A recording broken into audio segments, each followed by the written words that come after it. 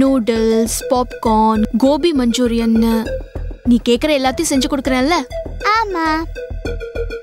அப்புறம் நீ ஏன் அப்பா கிட்ட போகணும்னு நினைக்கிற? அப்பா கூட இருக்கிறதும் எனக்கு பிடிச்சிருக்குமா. இங்க பாரு, உன்னை கவனிச்சுக்கிறதுக்கு அவனுக்கு நேரமே இருக்காது. எப்ப பார்த்தாலும் லேப்டாப்பே கதின்னு கிடப்பான். இல்லம்மா, நான் வந்துட்டாலே லேப்டாப் அப்பா திறக்கவே மாட்டாரு. போனை கூட அவ்வளவா எடுக்க மாட்டாருமா. என்கிட்ட கேரம் போர்டு, செஸ்ன்னு விளையாண்டே இருப்பாருமா. ஷவர்ல என்ன குளிப்பாட்டுவாருமா. என்ன வெளியெல்லாம் கூட்டிட்டு போவாருமா. நான் கேட்டதெல்லாம் வாங்கி தருவாருமா. சீடியில பாட்டு போட்டு டான்ஸ் எல்லாம் ஆடுவாருமா. அதெல்லாம் சொல்லி தூங்க வைப்பாருமா.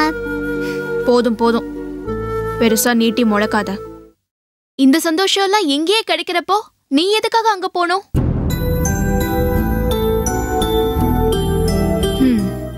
என்ன பதில் சொல்லாம யோசிக்கிற? உனக்கு புரியுற மாதிரி எப்படி சொல்றதுன்னு யோசிக்கிறேன். நீ எனக்கு இட்லி செஞ்சு தரல? ஆமா. அது உடம்புக்கு நல்லது, டேஸ்டாவும் இருக்குல்ல? ஆமா. அப்புறம் ஏன் தோசை, சப்பாத்தி, பூரின்னு செஞ்சு கொடுக்கற? ஒவ்வொன்றும் வேற வேற டேஸ்ட் இல்ல.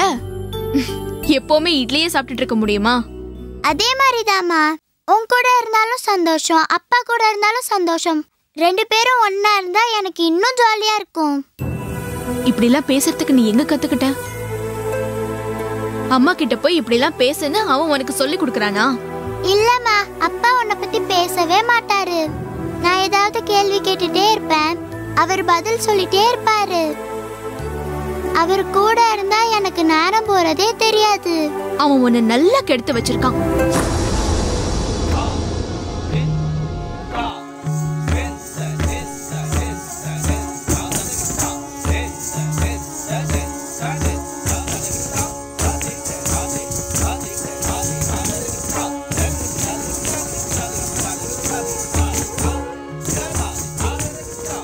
அம்மா, எனக்கு டான்ஸ் கத்துக்கணும்னு ஆசையா இருக்குமா. நீ என்ன டான்ஸ் கிளாஸ்ல சேர்த்து விடுறியா? திடீர்னு ஏன் உனக்கு இந்த ஆசை? என் கிளாஸ்ல 4-5 பேர் கத்துட்டு இருக்காங்கம்மா. நானும் அவங்கள மாதிரியே கத்துக்கணுமா. மத்தவங்க பண்றாங்கன்னு நீயும் பண்ணக்கூடாது. உனக்கு அதுல இன்ட்ரெஸ்ட் வரணும். எனக்கு இன்ட்ரெஸ்ட் இருக்குமா. நீ சும்மா சொல்ற மாதவி. 4 நாள் போயிட்டு அம்மா எனக்கு பிடிக்கலன்னு கையை தூக்கிடுவேன். அப்புறம் ஃபீஸ் தான் வேஸ்ட். இல்லம்மா, நான் டெய்லி போறேம்மா, என்ன சேர்த்து விடுமா. சேர்த்து விடுன்னு நீ ஈஸியா சொல்லிட்ட. ஆனா அதுல எவ்வளவு பிரச்சனை இருக்குன்னு தெரியுமா? நான் வீட்லயே இருந்தா உன்னை நான் எப்ப வேணாலும் கூட்டிட்டு போயிட்டு வரலாம். நான் வீட்டையும் கவனிச்சுக்கிட்டு வேலைக்கும் போயிட்டு இருக்கேன். இந்த டென்ஷன்ல உன்னை ஸ்கூல்ல கொண்டு போய் விடுறதே பெரிய பாடா இருக்கு. டான்ஸ் கிளாஸ்லயும் சேர்த்து விட்டுட்டு என்னால அங்கேயும் இங்கேயும் அலைய முடியாது. என் ஆளை விடு. அம்மா ப்ளீஸ்மா. மதுவே சொன்னா கேளு, அடப்பிடிக்காத.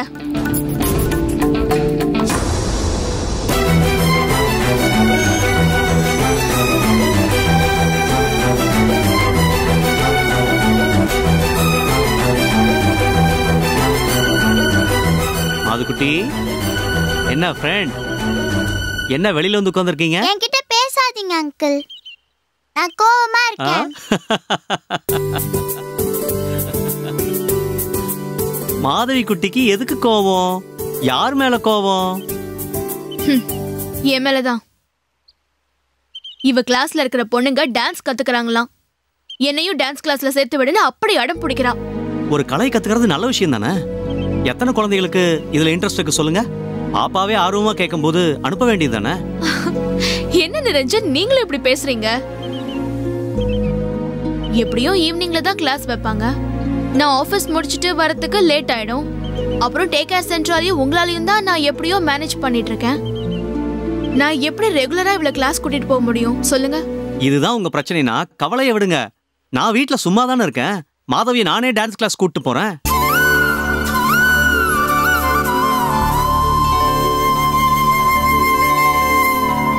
உங்களுக்கு எதுக்கு கஷ்டம் நிரஞ்சன்? எப்பவாவது உதவி கேட்டு தொந்தரவு பண்ணா பரவாயில்ல. கிளாஸ்ல சேர்த்துட்டா வாரத்துல 2-3 நாள் உங்களை தொந்தரவு பண்ற மாதிரி ஆயிடும்.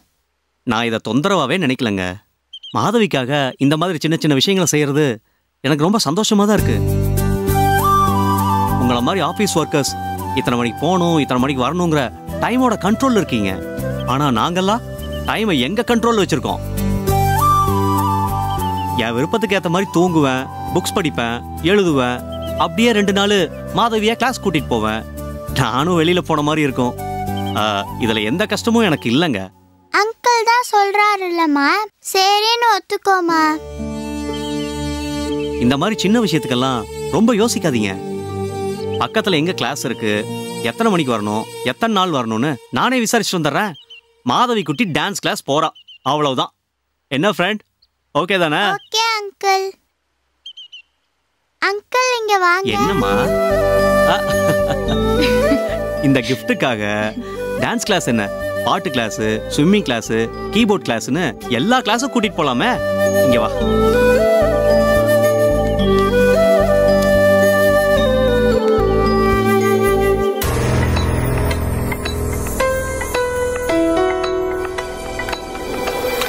பிபி பல்ஸ் எல்லாம் நார்மலா தாமா இருக்கு.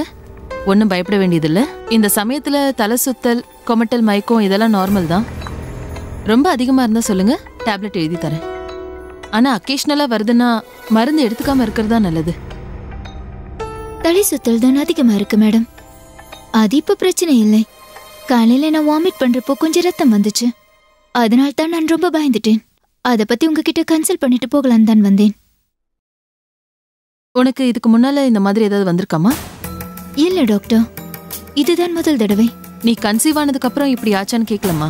அதுக்கு முன்னால உனக்கு உடம்பு முடியாம வாமிட் பண்ணிருப்ப, அப்ப எப்பவாச்சும் ரத்தம் வந்துதான்னு கேக்குறேன். இல்லை டாக்டர். குடல்ல புண்ணு இருக்கிறது, டிபி பிரச்சனை, ரத்த சம்பந்தப்பட்ட வியாதி, சிறுநீரக கோளாறுன்னு ரத்தத்தோட வாமிட் வரத்துக்கு பல காரணங்கள் இருக்கு. உங்களுக்கு நான் இப்ப சொன்னதுல ஏதாவது சிம்டம்ஸ் இருக்கா? அதுக்கு ஏதாவது ட்ரீட்மெண்ட் எடுத்திருக்கீங்களா? இல்ல டாக்டர், இது வரைக்கும் ஜுரத்துக்காக மட்டும்தான் நான் டாக்டர் கிட்ட போயிருக்கேன். மத்தபடி ஹாஸ்பிட்டலுக்கு போய் ட்ரீட்மெண்ட் எடுக்கிற அளவுக்கு எனக்கு எந்த பிரச்சனையும் இல்லை. உடம்புல ஏதாவது கட்டி மாதிரி இருக்காமா? தலைவலி ஏதாவது வந்திருக்கா? அப்படி எல்லாம் எதுவும் இல்லை டாக்டர். இது எதுவுமே காரணம் இல்லைன்னா ஸ்கேன் எடுத்துதாமா பார்க்கணும். கர்ப்பமா இருக்கிற சமயத்துல இப்படி ரத்த வாந்தி எல்லாம் எடுக்கக்கூடாது. இது அன்யூஷுவல் சிம்டமா தான் இருக்கு. என்ன பிரச்சனைன்னு இப்பவே பார்த்துடலாம். நான் உங்களுக்கு ஸ்கேன் எழுதி தரேன், ரிப்போர்ட்டோட வந்து என்ன பாருங்க. Okay doctor.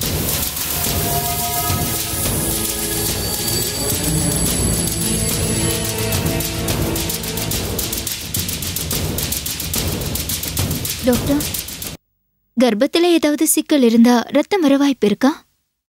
இது வரைக்கும் நிறைய கேசஸ் நான் அட்டன் பண்ணிருக்கேம்மா. ஆனா யாருக்குமே இந்த மாதிரி சிம்டம்ஸ் இருந்து நான் பார்த்ததில்ல.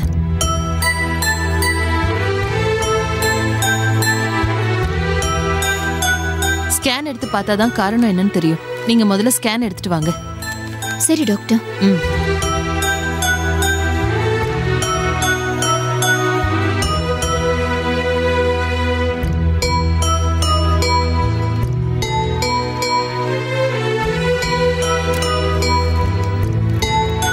Excuse me madam. உள்ள வாங்க.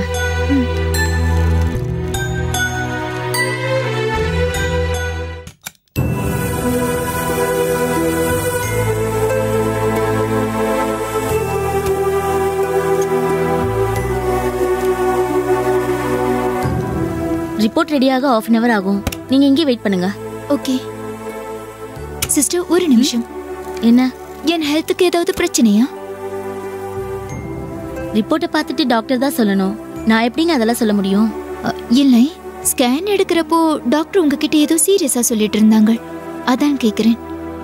டாக்டர் அவரோட அப்சர்வேஷனை சொல்லுவாரு, நான் அதை நோட் பண்ணிப்பேன். ஆனா அதோட அர்த்தம் என்னன்னு டாக்டர் தான் உங்களுக்கு எக்ஸ்பிளைன் பண்ணுவாரு.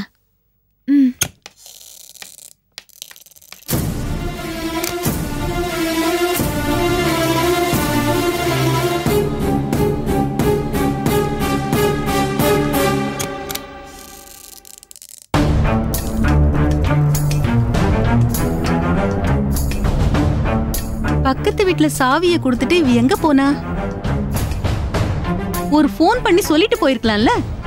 ஐயோ, எங்க போனான்னே தெரியலையே. வாயும் வயிறுமா இருக்கிற பொண்ணு தனியா எங்க போயிருப்பான்னே தெரியலையே. ஐயோ, அப்பவே ரவி சொன்னான் கீர்த்தனா கூடவே இருன்னு. நான் கேட்காம போனது தப்பா போச்சு. இப்ப என்ன பண்றது?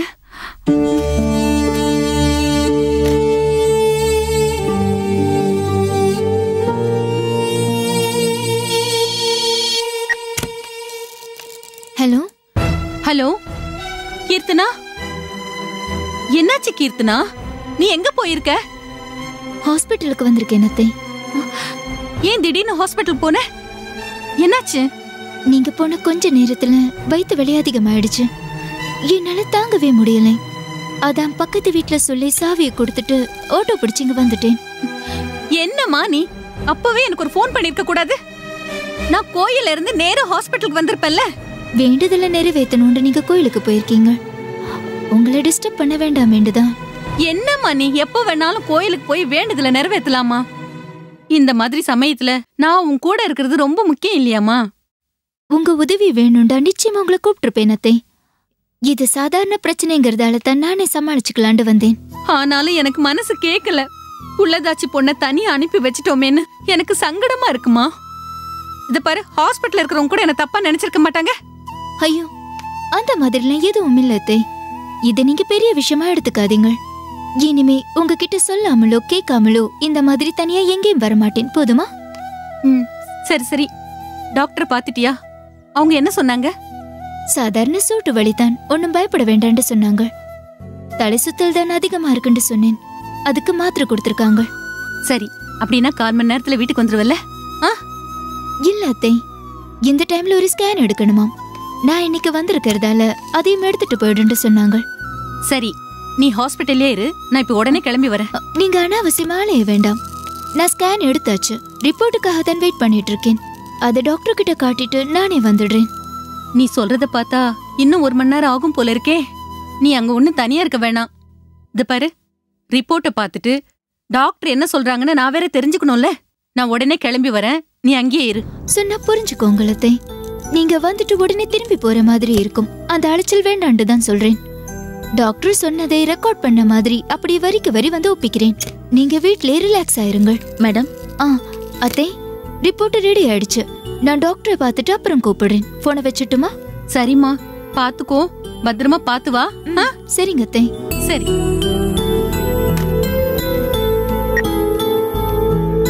மேடம், உங்களோட ஸ்கேன் ரிப்போர்ட்.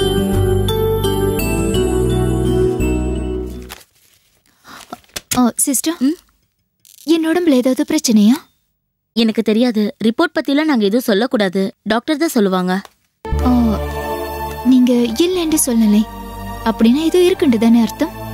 ரிசல்ட் நெகட்டிவா வந்தாலும் பாசிட்டிவா வந்தாலும் நாங்க எதுவும் சொல்லக்கூடாது. அது கண்டிஷன். நீங்க எதுவும் மைண்ட்ல வச்சுக்காதீங்க ப்ளீஸ்.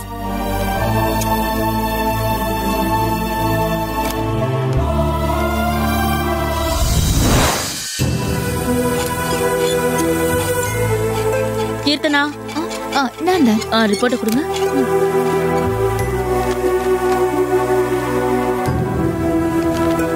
உள்ள வாங்க.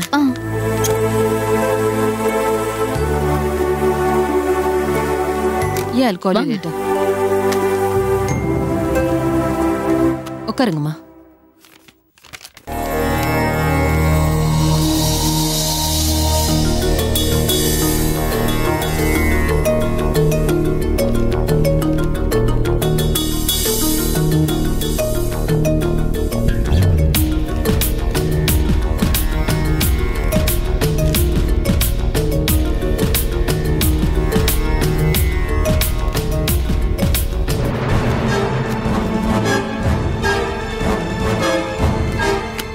நான் அப்பவே கேட்கணும்னு நினைச்சேன்.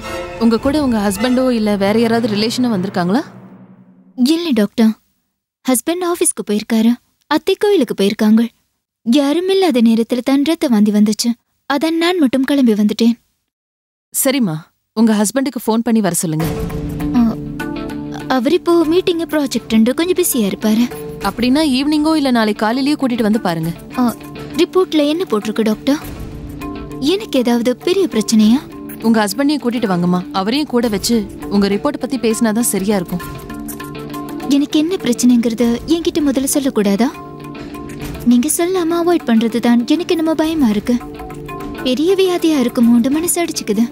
நீங்க பயப்படுற மாதிரி எல்லாம் ஒண்ணு இல்லம்மா. கர்ப்பப்பையில ஒரு பிரச்சனை இருக்கிற மாதிரி தான் தெரியுது. இன்னும் ஒரு ஸ்கேனும் பிளட் டெஸ்டும் எடுத்து பார்த்தாதான் அதை பத்தி கன்ஃபார்மா சொல்ல முடியும். ஒருவேளை உனக்கு அந்த பிரச்சனை இருந்துச்சுன்னா அதோட காம்ப்ளிகேஷனை பத்தி அது எப்படி சரி பண்றதுங்கறத பத்தி உங்க ஹஸ்பண்ட வச்சு பேசினாதானே சரியா இருக்கும். ஈவினிங் என்னோட ஹஸ்பண்டை நான் கூட்டிட்டு வரேன் டாக்டர். அதுக்கு முன்னாடி ரிப்போர்ட்ல என்ன வந்திருக்குன்னு என்கிட்ட சொல்லக்கூடாதா? என் கண்டிஷன் எப்படி இருந்தாலும் சொல்லுங்க டாக்டர், நான் தாங்கிக்கிறேன். நான் எதையும் உங்ககிட்ட இருந்து மறைக்கலமா. உங்க ஹஸ்பண்ட் கூட இருந்தா நல்லதுன்னு தான் சொல்றேன். அவர் தான் உங்களை பாத்துக்கிறாருங்கிறப்ப அவரையும் வச்சு டிஸ்கஸ் பண்ணலான்னு தான் நான் நினைக்கிறேன். நீங்க தேவையில்லாம உங்களை கன்ஃபியூஸ் பண்ணிக்கிறீங்க.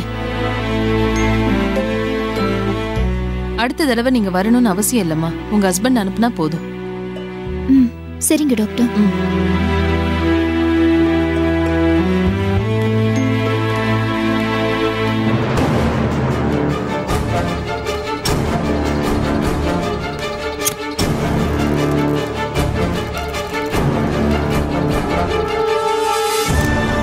Poor girl.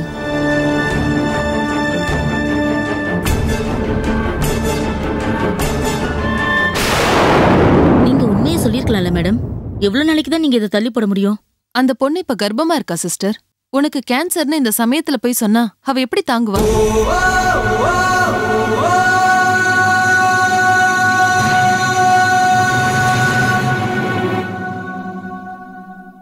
துணைக்கு யாரும் இல்லாத இந்த நேரத்துல இந்த உண்மையை சொல்றது ரொம்ப ரிஸ்க். எதிர்பாராத இந்த அதிர்ச்சியினால மென்டல் பிரஷர்னால என்ன வேணா நடக்கலாம். ஹஸ்பண்டையும் கூட வச்சு சொன்னா அவர் அவளுக்கு ஆறுதலா இருப்பாரு, ஒரு மாரல் சப்போர்ட்டா இருப்பாரு. அதனாலதான் வர சொன்னேன். ஆரம்ப ஸ்டேஜ் தானே டாக்டர், குணப்படுத்த முடியாதா? நீங்க ரிப்போர்ட்டை சரியா பாக்கலையா? கேன்சர் செல்ஸ் அந்த பொண்ணோட உடம்புல பரவ ஆரம்பிச்சிருச்சு. அவ இப்போ செகண்ட் ஸ்டேஜ்ல இருக்கா. இந்த ஸ்டேஜ்ல இருக்கிறவங்கள ட்ரீட்மெண்ட் கொடுத்து காப்பாத்தலாம். அப்படின்னா இவங்களுக்கு ட்ரீட்மெண்ட் கொடுக்கலாமே டாக்டர்? கொடுக்கலாம். ஆனா இந்த பொண்ணுக்கு ட்ரீட்மெண்ட் கொடுக்கறதுல இன்னொரு காம்ப்ளிகேஷனும் இருக்கு. கேன்சருக்கு ட்ரீட்மெண்ட் கொடுத்தா அவ குழந்தையோட உயிருக்கு ஆபத்தாயிடும்.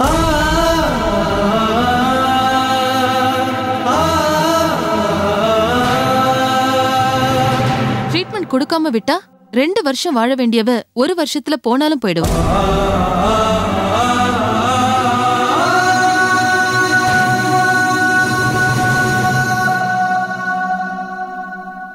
இதையெல்லாம் அவகிட்ட விளக்கமா சொல்லிட்டு இருக்க முடியுமா? தைரியமான பொண்ணா இருந்தா இத பிராக்டிக்கலா ஹேண்டில் பண்ணிக்குவாங்க. அந்த பொண்ணு ரொம்ப சாஃப்டான பொண்ணா இருக்கா. உண்மையை ஹேண்டில் பண்ண தெரியாம மனசு உடைஞ்சு போய் ஏதாவது செஞ்சுக்கிட்டா என்ன பண்றது?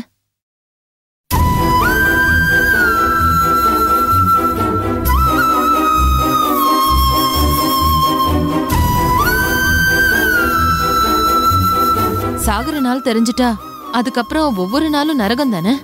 தனக்கு கேன்சர் இருக்குங்கிற நினைப்பே அவளை கொஞ்சம் கொஞ்சமா சாகடிச்சிடுமே. அந்த வேதனையை ஏன் அவளுக்கு தரணும்?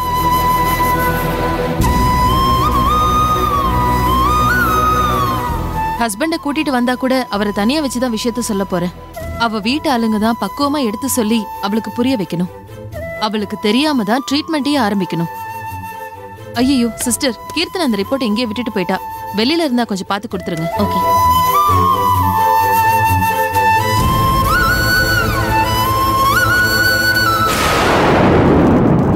நீங்க ரிப்போர்ட்டை மறந்து வச்சுட்டு வந்துட்டீங்க. வெளியே போனதுக்கு அப்புறம் தான் ஞாபகம் வந்துச்சு. அதான் எடுத்துட்டு போலான்ட்டு வந்தேன். Thank you sister.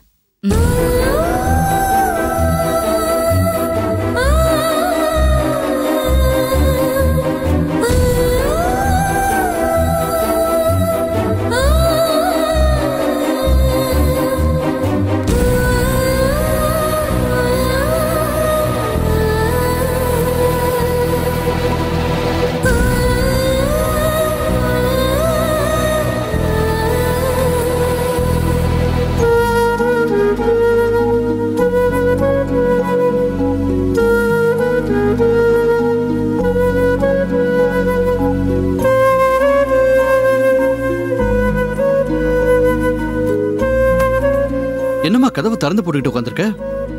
நீ என்னடா ஆபீஸ்ல இருந்து இவ்ளோ சீக்கிரம் வந்துட்ட? பக்கத்துல ஒரு கிளைண்ட் மீட்டிங் இருந்துச்சுமா. ஆபீஸ்லயும் வேலை டைட்டா இல்ல, அதான் வீட்டுக்கு வந்துட்டேன். அது போட்டும். கீர்த்தனா, கீர்த்தனா எங்கம்மா? ரூம்ல படுத்துட்டு இருக்காளா? இல்லடா, அவ ஹாஸ்பிட்டலுக்கு போயிருக்கா. ஹாஸ்பிட்டலுக்கா? அவளை தனியா அனுப்பிட்டு நீ இங்க என்னமா பண்ணிட்டு இருக்க? நான் கோயிலுக்கு போயிட்டு வர்றதுக்குள்ள அவ ஹாஸ்பிட்டல் கிளம்பி போயிருக்காடா. போன் பண்ணதுக்கு அப்புறம் தான் எனக்கே விஷயம் தெரியும். அவளுக்கு என்னமா பிரச்சனை? ஏன் திடீர்னு கிளம்பி போயிருக்கா? நாம கிளம்பி போன உடனே அவளுக்கு வயிற்று வலி வந்திருக்குடா. நான் கூட இருந்திருந்தா ஏதோ சூட்டு வலின்னு குளிர்ச்சியா ஏதாவது கொடுத்திருப்பேன், ஏதாவது கை வைத்தியமாவது பண்ணிருப்பேன். அவளுக்கு விவரம் புரியலங்கிறதுனால அவ பயந்திருக்காடா. சரிம்மா, விஷயம் தெரிஞ்சதுமே நீ ஹாஸ்பிட்டல் கிளம்பி போயிருக்கலாம்ல? டேய், அத நான் சொல்லாம இருப்பேனடா. டாக்டர் ஏதோ ஸ்கேன் எடுக்க சொன்னாங்களாம். அந்த ரிப்போர்ட்டை அவங்க கிட்ட காமிச்சிட்டு வந்துடுறேன், நீங்க வரவே வேண்டான்னு சொல்லிட்டா. டேய், அவ சொல்லி 1 மணி நேரம் ஆச்சு, இன்னும் ஆளையே காணும்டா. நீ அவளுக்கு போன் பண்ணி எங்க இருக்கான்னு கொஞ்சம் கேளேன். போன் பண்ணா நானே வந்துடுறேன் தான் சொல்லுவா. நானே நேரா போய் அவளை கூட்டிட்டு வந்துடுறேன். நீ அந்த பக்கம் போறப்ப அவ இங்க வந்துட்டாள்னா வீண் அலைச்சல் தானடா. அது பரவாயில்லமா, அவ வீட்டுக்கு வர வரைக்கும் என்னால காத்துட்டு இருக்க முடியாது. நான் போய் பார்த்து கூட்டிட்டு வந்துடுறேன்.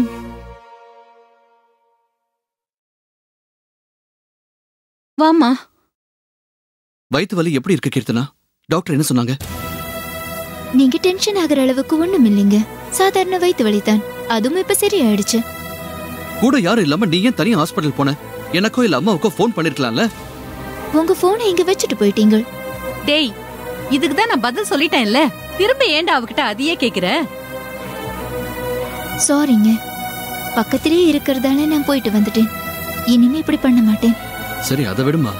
ஸ்கேன் ரிப்போர்ட் பார்த்துட்டு டாக்டர் என்ன சொன்னாங்க? ஒன்னும் பிரச்சனை இல்லைல்ல?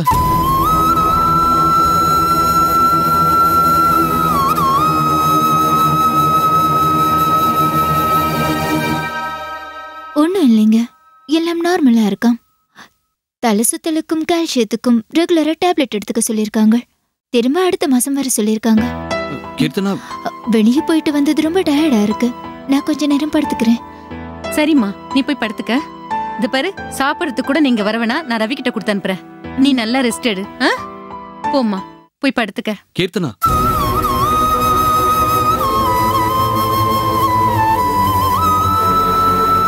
நிஜமாவே ஒன்னும் பிரச்சனை இல்லைல்ல?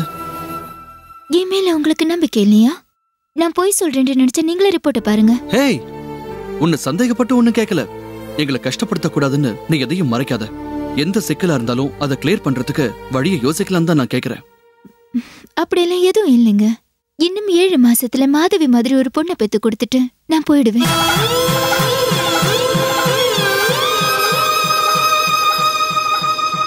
எங்க போயிடுவ?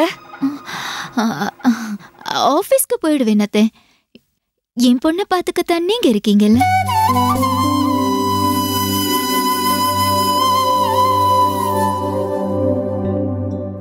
சரி, நீ போய் படுத்துக்க. சரி.